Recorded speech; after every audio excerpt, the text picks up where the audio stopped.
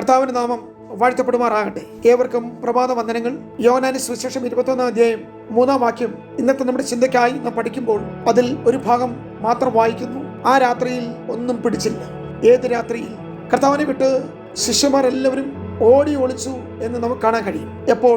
ക്രൂശീകരണത്തോടനുബന്ധിച്ച് നിശ്ചിത ദൂരങ്ങളിലേക്ക്, അവർക്ക് പോകാവുന്ന അകലങ്ങളിലേക്ക് എല്ലാവരും പിന്മാറിപ്പോയി. ഇപ്പോൾ അവരിൽ ചിലർ തിബിരിയാസിൽ പത്രോസിന്റെ നേതൃത്വത്തിൽ മീൻ പിടിക്കാൻ വേണ്ടി വന്നിരിക്കുകയാണ്. യഥാർത്ഥത്തിൽ ശീമോന്റെ നേതൃത്വത്തിൽ ഒരു കൂട്ടം ശിഷ്യന്മാർ തിബിരിയാസിൽ എത്തിച്ചേർന്നിരിക്കുന്നു. ഇവിടെ വന്ന പത്രോസിന്, യാക്കോബിന്, യോഹന്നാനും മാത്രമേ കടലുമായും വെള്ളവുമായും മത്സ്യബന്ധനമായും മീൻപിടുത്തവുമായി ഒക്കെ പരിചയമുള്ളൂ. കൂടെ ഇറങ്ങി തിരിച്ച മറ്റു പലർക്കും ഈ അധ്വാനമായി ഒരു ബന്ധമില്ലാത്തവരാണ്.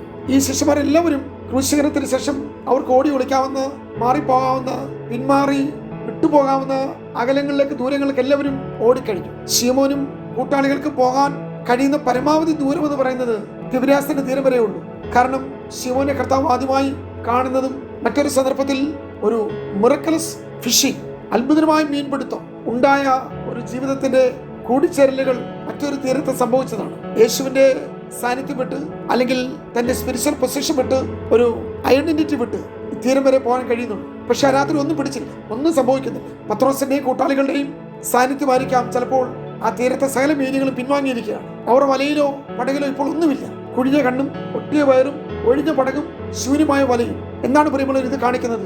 ക്രിസ്തുവിന്റെ പുനരുത്ഥാനത്തിന് സാക്ഷി വഹിക്കേണ്ട ശിഷ്യന്മാർ, നസറനായ യേശുവിന്റെ മാർഗത്തിന് വേണ്ടി ഈ ക്രൂശീകരണം നടന്ന യെരുശലേമിൽ സാക്ഷിക്കേണ്ട ഈ ക്രിസ്തു ശിഷ്യന്മാർ ഇപ്പോൾ അവരുടെ ഭാവി, അവരുടെ നാളെ, അവരുടെ ലാഭം, അവരുടെ സ്വയം, അവരുടെ സ്വാർത്ഥത, അവരുടെ ഇഷ്ടങ്ങൾ, അപ്പോൾ തന്നെ അവരുടെ താല്പര്യങ്ങളിലേക്ക്, അവരുടെ അറിവ്, ബുദ്ധി, കഴിവ്, പ്രാപ്തി എന്നിവയിലൂടെ അവർ വിജയിക്കുവാൻ പോയതാണ്. പക്ഷെ അധ്വാനം വൃഥാമായി തീർന്നു. ആ പരിശ്രമം പരാജയമായിരുന്നു. ആ രാത്രിയിൽ ഒന്നും അവർക്ക് ലഭിച്ചില്ല. പക്ഷെ ഇപ്പോഴും ഈ പിന്മാറിപ്പോയ ശിഷ്യന്മാരെ തേടി യേശു തിബിരിയാസിന്റെ തീരത്ത്, കുഞ്ഞുങ്ങളെ എന്നുള്ള കർത്താവിന്റെ ശബ്ദം കേൾക്കുന്ന ദൂരത്തിൽ ഇപ്പോൾ ശീമോനും കൂട്ടാളി നിൽക്കുന്നു. നമ്മുടെ കർത്താവ് ഒരിക്കലും ഈ ശീമോനെയോ ശിഷ്യന്മാരെയോ ശാസിക്കുവാനോ അവരെ കുറ്റപ്പെടുത്തുവാനോ അല്ലെങ്കിൽ അവരെ അപമാനിക്കുവാനോ കർത്താവ് തയ്യാറായി. അവിടെ ക്രിസ്തു അവരെ സഹായിക്കുകയാണ്. നിങ്ങൾ പടകിന്റെ വലത്തു ഭാഗത്ത് വല വീശുക, ഒരിക്കൽ ആഴത്തിലേക്ക് നീക്കി മീൻപിടുത്തത്തിന് വല ഇറക്കുവീൻ എന്ന് ആജ്ഞാപിച്ച യേശു മറ്റൊരു സന്ദർഭത്തിൽ മീന്റെ വായിൽ നിന്ന് ചതുർദ്രമ പണമെടുക്കുവാൻ ചൂണ്ടയുമായി പോകുവാൻ നിർദ്ദേശം നൽകിയ യേശു വീണ്ടും കർത്താവിന് കൽപ്പനയുണ്ട്. ഈ സന്ദർഭത്തിൽ കർത്താവിന് വീണ്ടും ആജ്ഞയുണ്ട്. മനുഷ്യന്റെ നിസ്സഹായതയിൽ കർത്താവിന് വീണ്ടും ഇടപെടുവാനുണ്ട്. ശിവനും കൂടെയുള്ളവർക്കും ഒന്നും ലഭിക്കാതെ അവർ ഈ തീരത്ത് ഇനി ഒന്നുമില്ലെന്ന് പറഞ്ഞ അതേ സ്ഥലത്ത് വീണ്ടും മീൻപിടുത്തത്തിന് വേണ്ടി ഒരിക്കലൂടെ അവരെ അതിനുവേണ്ടി സജ്ജമാക്കിയ കർത്താവ്. പ്രിയമുള്ളവരെ, മനുഷ്യന്റെ ശബ്ദം കേട്ട് അകന്നുപോയ മീനുകൾ ദൈവത്തിന്റെ ശബ്ദം കേട്ട് വീണ്ടും അടുത്തു വന്നു.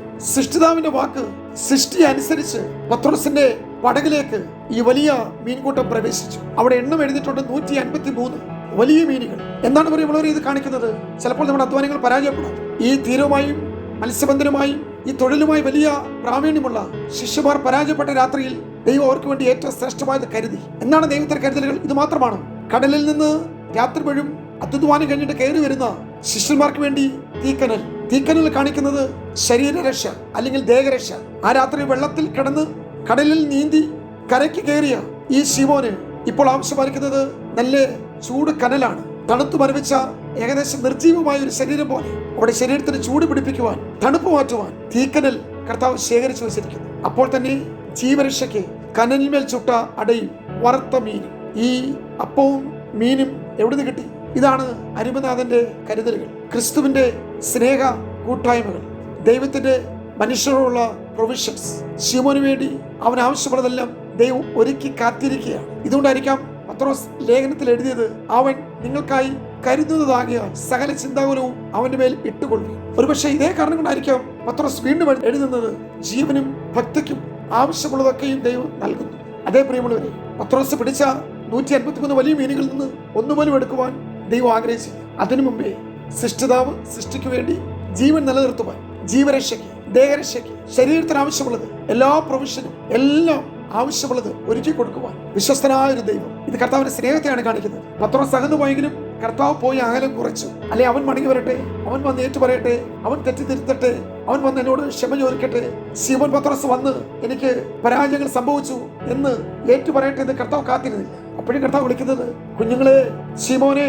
ഇതാണ് പ്രിയമുള്ളവരെ കർത്താവിന്റെ സ്നേഹം. കർത്താവിന്റെ കരുതൽ എന്നോട് നിങ്ങളുടെ അപ്രകാരം എന്ന് കൂട്ടായ്മ കാണിക്കുവാൻ, സ്നേഹിക്കുവാൻ, എന്നോട് ചേർന്നിരിക്കുവാൻ, അകലങ്ങൾ കുറയ്ക്കുവാൻ, എന്നെ ചേർത്ത് പിടിക്കുവാൻ, എന്റെ പരാജയങ്ങളിൽ തന്നെ രക്ഷിക്കുവാൻ, എന്റെ തിന്മകളെ നന്മയാക്കുവാൻ, എന്റെ ജീവിതത്തിന്റെ കുറവുകളെ പരിഹരിക്കുവാൻ ഇന്നും എന്നെ തേടി വരുന്ന, എന്നെ തിരക്കി വരുന്ന, എന്നെ അന്വേഷിച്ചു വരുന്ന യേശു കർത്താവ്.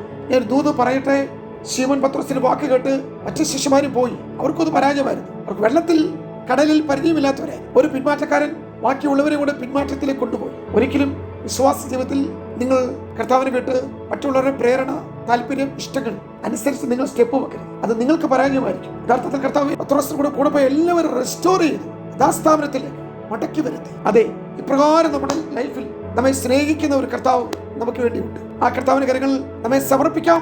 ഈ വചനങ്ങളാൽ ദൈവം നമ്മെ സഹായിക്കട്ടെ. God bless you.